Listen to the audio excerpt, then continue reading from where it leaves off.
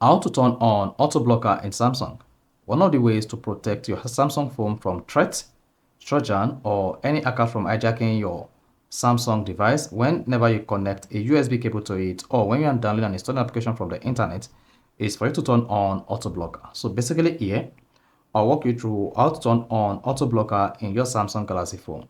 So if at the end of this you found this often informative, please don't forget to like and then subscribe.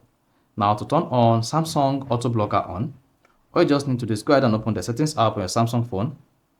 While on the settings page, you just need to scroll down, click on security and privacy. Under security and privacy, scroll down the page until say auto blocker. Keep your phone safe by blocking threats and other suspicious activity. Then go ahead and click on auto blocker. Once you tap auto blocker, then you want to turn on auto blocker here once it is disabled. Then once you click on that, you see the auto blocker turned on. Now scroll down under advanced, locate message app protection and then turn this on. Then if you want to prevent installation of system software using a USB cable, this can prevent someone with physical access to your phone from installing malicious software without your knowledge. So go ahead and turn on block software update by USB cable. Then once that is turned on, then you are good to go.